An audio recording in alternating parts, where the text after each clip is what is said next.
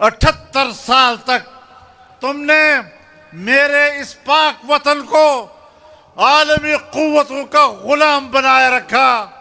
میں اس وطن عزیز کی آزادی و حریت کی بات کرتا ہوں۔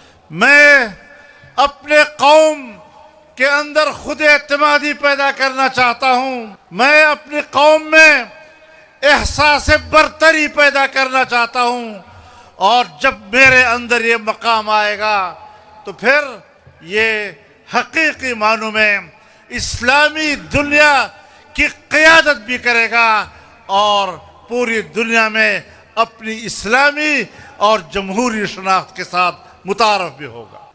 یہ ایک بار پھر اس بات کا اعلان ہے کہ اب فیصلے ایوان میں نہیں میدان میں ہوں گے۔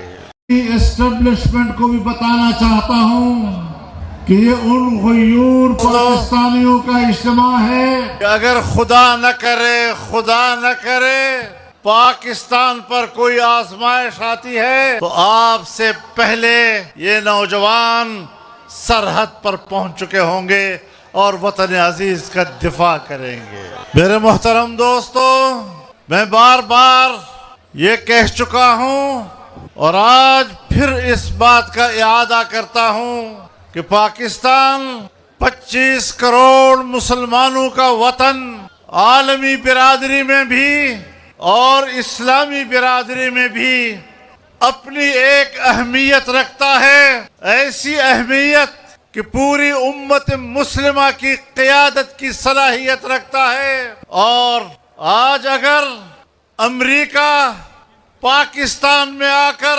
ایران پاکستان کی سرزمین پر ہماری اسلامی برادری کے ہمارے دوست پاکستان کی سرزمین پر بیٹھ کر دنیا کے لیے امن تلاش کر رہے ہیں تو سن لو حکمرانوں، یہ ہے وہ پاکستان کا مقام۔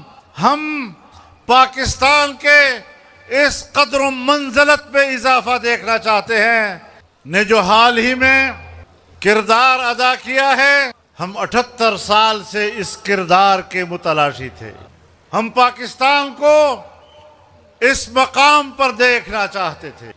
آپ نے کہا باہر کے مہمان آ رہے ہیں، آپ احتجاج واپس لیں۔ ہم نے کہا ہم لینے کے لیے تیار ہیں۔ ہم پاکستان کی سرزمین پر مہمانوں کی عزت کو جانتے ہیں۔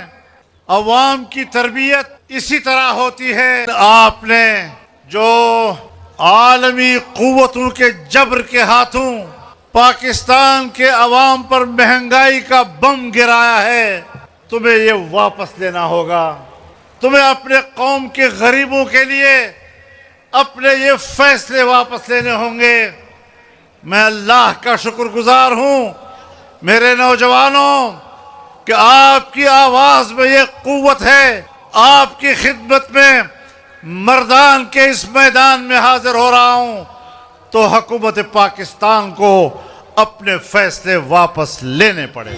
جو چیزیں پاکستان کے مفاد میں ہیں ہم اس کا تذکرہ کرنے میں بخل نہیں کرتے، لیکن جس طرح میرے ملک کو آزادی کے باوجود غلام رکھا گیا، وہاں نواز شریف سر جھکا سکتا ہے، شہباز شریف سر جھکا سکتا ہے، زرداری سر جھکا سکتا ہے، لیکن جمعیت علماء اسلام وہاں سر نہیں جھکا۔ آج ہم اپنا موقف دہرانا چاہتے ہیں، بڑی وضاحت کے ساتھ دہرانا چاہتے ہیں کہ دستور پاکستان اس ملک میں اسلامی قانون سازی کا تقاضا کرتا ہے، لیکن حال ہی میں ہماری پارلیمنٹ میں جو خلاف اسلام قرآن و سنت کے منافی قوانین نافذ کیے، جمعیت علماء اسلام ان قوانین کو مسترد کرتی ہے اور ایسے قوانین کے خلاف اپنی آواز بلند رکھے گی اور تحریک کو جاری رکھے گی۔ جس آئین کا یہ لوگ حلف اٹھا چکے ہیں، یہ اپنے حلف سے روگردانی کر رہے ہیں۔ اللہ کا نام لے کر حلف اٹھانا اور عمل و کردار کے ذریعے سے اس کی نفی کرنا یہ مسلمان کی علامت نہیں ہو۔ تم کس کے پیروکار ہو؟ تمہارا عملی کردار کیا ہے؟ اور اس حوالے سے آپ کو اپنا راستہ بدلنا ہوگا. جو دستور پاکستان کا ہمیں رہنمائی دیتا ہے ہمیں اس راستے پر مل کر جانا ہوگا، ورنہ اس سے پہلے تمہارے کردار کی وجہ سے پاکستان ایک دفعہ دو لخت ہو چکا ہے. آج وہی کردار ادا کرتے ہوئے کل پاکستان کے دو لخت ہونے کے آپ خود ذمہ دار ہوں. یہ راستے ترقی کے راستے نہیں ہوا کرتے. کچھ مواقع ہوتے ہیں اللہ تعالیٰ عطا کرتا ہے، اگر ان مواقع کی قدر نہ کی گئی، ناشکری کی گئی، تو پھر ناشکری کی سزا اللہ دیتا ہے. چه عالمی قوتونه را نزدې شوي، اسلامی دنیا ناسته، انسانیت د پاره امن غواړي. زه دې ته د خپل خاورې عزت وایم او د 88 کالونه د دغه ورځې په انتظار کې یم چې زما د محترم قوم ته به په عالمي توګه باندې دا اعزاز کله ملاویږي. الحمدلله زمونږ هغه جدوجهد نن رنگ راوړ او دنیا ته ښکاره کړله چې پاکستان د اسلامي هیوادونو د قیادت صلاحیت لري. کومې خبرې اترې چې شوي دي، زه تکنیکی ماهر نه یم، خو زما په نظر کې دا خبرې اترې ناکامې نه دي. ها اوله مرحله سر ته ورسېده او بلې مرحلې ته به انتظار کوو چې زمونږ په دې خاورې امن راشي.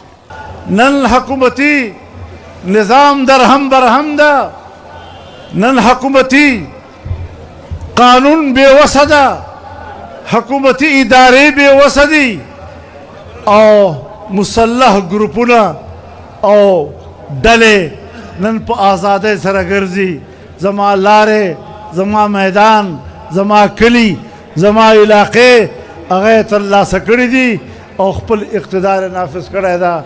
په داسې حالاتو کې به عام خلک څنګه زندگی تېروي؟